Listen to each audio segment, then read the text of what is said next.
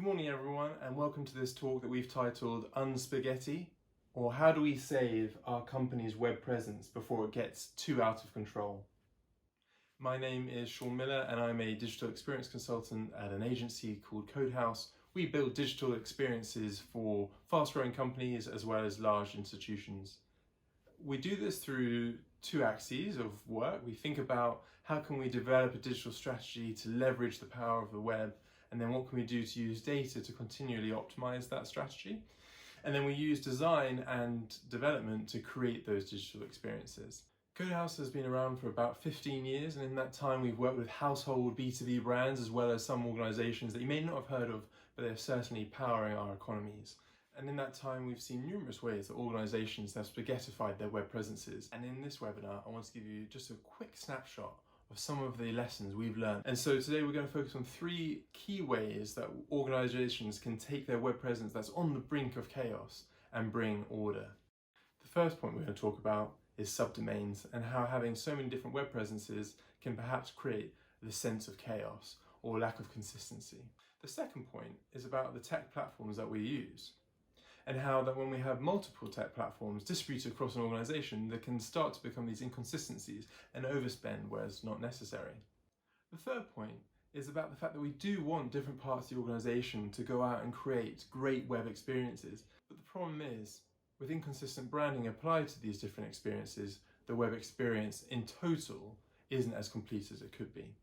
So what do we mean by sub-websites? When we say sub-websites, we're saying that a company can have its main website, let's call it a law firm, and they're called Hewings. So Hewings would have a website at hewings.com or hewings.co.uk, and that would be their main web presence. But then what happens over time is that they evolve all these other web presences, which might be hewingslawfirm.com, and perhaps over time other websites appear, such as Hewings Labour Law or Hewings Corporate Law, because those different departments wanted to have their own specific web presences and have their own messaging going out into the world. Well, the challenge with this is twofold. So first, from an SEO perspective, you actually, if you're moving on to different domains or even just subdomains, although Google does say that subdomains or subfolders can be ranked the same way, the challenge is actually maintaining that kind of ecosystem of these different sub-sites to maintain the level of SEO power that you'd like to have for all the efforts you're putting into these different sites. The second point is that when you have all these different domains, it actually becomes more difficult to maintain them, and then to maintain the quality of content, its recency, as well as the way that it looks from a brand perspective.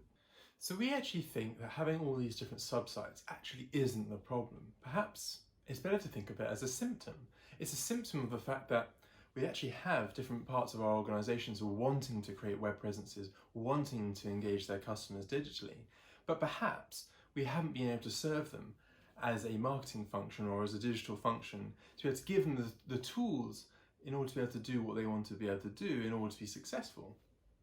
And so if we take a step back, what are some of the ways that we can start to overcome this position that we found ourselves in? So we ask at this stage, whose responsibility is it? Whose responsibility is it to manage all of these different web presences? In many cases, the answer actually falls between different departments, perhaps more specifically different individuals. And so we get to this point of which no one's really able to stake a claim to actually who controls these different web presences. Well, now this is the opportunity. This is our call out to yourselves, those who are watching this, to wonder and to ask the question, in my organization, who has the final say? And who could be plural? That doesn't have to be one person. Who are the guardians of our websites, of our web presence in its total form? And what we've seen work really well is having a web steering committee, and all the members of that committee are essentially guardians for the success of your web presences. And it works just the same way as many organizations have a brand guardian, or from an accountancy perspective, you certainly have someone who would be signing off the books. It works just the same way. So if you've taken the action now to set up your first web steering board meeting, what will be one of the first things that should be on the agenda? So we'd say one of the actions that should be taken out of that first meeting is to do a web presence audit. A web presence audit essentially maps out all of the different websites that you have across the whole internet.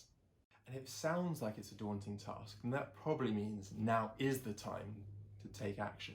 I guarantee that some of you watching this, if you do that web presence audit, you may find some websites for your brand that have been up for 10, 15 years that haven't been taken down because they've been hosted on some sort of free platform, or perhaps someone's credit card has been charged continuously for that amount of time. But the point being that by doing that web presence audit, you finally have that view of all the websites that are connected to your brand, and that's the starting point to be able to take action. We can't promise this is going to be easy, but one of the key things you must do once you've got that list of websites is find out who's managing them. As part of our analysis, we then want to understand why they created this separate website, what was insufficient about the main website itself that caused them to have to create this separate website. In some cases, that may be because they needed it to be created more quickly than perhaps the central marketing or web team could do. In other cases, it may mean that the flexibility from a design perspective or functionality perspective that was offered by the main site was insufficient. And from that, we should have a list of the different reasons why the main website, we could say, has failed them, and what the opportunities are then in order to improve the enablement and facilitation of creating those web experiences for those different departments around the world. One of our customers found when they did this exercise that they had dozens of these, what they called rogue websites. And when they designed a new website, they took that as the opportunity to work out ways in which they could enable these different teams better. And they saw it as a success metric once they could get all of those rogue websites onto the main platform. And indeed, that customer went as far as creating a white labeling solution in order to be able to let some of their joint venture brands create a website on their main platform. And what I would say as a final point about this is actually it could be a very positive sign that these different websites are being created underneath your brand. Because what it actually does show is the desire and the hunger to create new websites and create digital experiences for your customers. And what we have to do is harness that energy in a more purposeful way that creates a more integrated web experience. And for some of our best performing customers, they see their website as a tool beyond marketing, as something that can enable the whole business to be successful. Okay, so moving on to our second point. Jumbled tech platforms emerge pretty much as a result of our first point, which is that if you have so many different web presences, it's almost inevitable that different tech tools, different software, different platforms are going to be selected in order to create those different web experiences. And what that could mean is they were potentially wasting money on multiple platforms doing the same thing.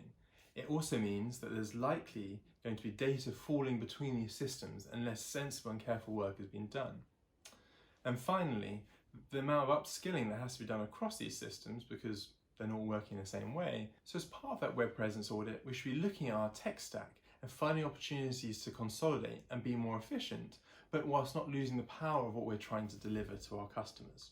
And so some key questions to ask when you're assessing your tech stack is, well, how scalable is that platform as we grow as an organization and we start to consolidate some of those different web presences into one stack? Secondly, looking at costs. How does the price of that platform scale as you perhaps increase the number of users from an administrative side or the number of visitors that are visiting your digital experiences? And thirdly, what's the learning curve of that platform? It's pretty easy to get a sense of how difficult a platform is by the amount of courses and training that has to be taken on in order just to get the basics of learning how to use a platform. One thing we say to all of our customers is that if you're picking a new software tool, ask the vendor, can you speak to a few of their customers? And when you get that chance to ask the customer, ask them what's it actually like to use? How long does it take for one of your members of the team to get up to scratch with the tool itself? Ultimately, our goal is to have the right tech stack in place that delivers on the objectives that we've set as an organization and delivers on the experience that we want to deliver to our customers, and enables all of our colleagues across the business to be able to deliver the kinds of experiences they need to be able to deliver at the speed they want to be able to deliver them. So far, we've looked at the importance of creating that web presence audit, having that web steering committee, making sure we do a review of the tech stack that we have in place across the organization to deliver those web experiences. But the third and final point we're going to talk about today is how to deliver that brand consistency across all of those digital experiences. So the first thing to say is that if you do create that digital platform that will enable more successfully your different colleagues across different geographies and different departments, then inevitably, if you've given them the toolkit that they don't have to then build from scratch, then they'll have the chance to create more consistent brand experiences. But what we do want to do We want to encourage our colleagues across our organisation to create more powerful digital experiences, and that may mean going beyond the standard set of tools and modules that you're able to give them in your web platform. So what that means is they're going to be going off and creating new digital experiences, which sounds like it contradicts the point we made right at the start of this talk, but it doesn't have to. The point is we will then have knowledge of what they're creating, and more importantly, as we're about to discuss, is how we can empower them to create consistent brand experiences. Inconsistent brand experiences online isn't only the preserve of B2B organizations. If you look at how Google built digital products over the last couple of decades, you'll see there has been a gradual evolution towards consistency. And just as recent as 10 years ago, Google had these experiences that were completely incoherent across their different products. But what happened 5 years ago was the advent of something called material design. Material design is their design system for delivering brand consistency across all of their digital products. So for all of our customers who are creating all of these amazing brand experiences across their digital platforms, we say you have to have a design system in place. One of the first questions someone naturally would ask about a design system is, well, how does that differ from our visual guidelines? We already have those. Well, the difference between visual guidelines and a design system is that design system is living and breathing. Design system lives in the digital tools that we have to create our digital experiences. From a design perspective, that may mean you've got this component library of the different elements that are going to make up your web experience, sitting in Sketch or Figma, some of the two most prominent design tools. And then those designs can be transformed into code as well. So if you're creating a new digital experience, you take that design system as your basis for creating that new functionality, that new experience. So why would a design system be relevant for you? Well, if we think back to that original question, how can we unspaghettify our web experiences? One of the key things that we've seen is the inconsistency of delivering our digital brand online. And so the design system really is the cornerstone of being able to create more and better digital experiences across our organization. We have the basis from our main core platform, but as we want to extend it, the design system is the enabler to create that consistency that we need. So there we have it, folks. 3 ways that your organization can unspaghetti your web experiences before they become too out of control. And if any of those points resonated with you, for the next 4 weeks, Codehouse are offering a free 2-hour workshop to start digging in to how you can start to unspaghetti your web experiences. That just leaves me to thank you for your time and thank Figaro Digital for putting on this event. And if you have any specific questions, I'd be more than happy to take them in the Q&A. See you there.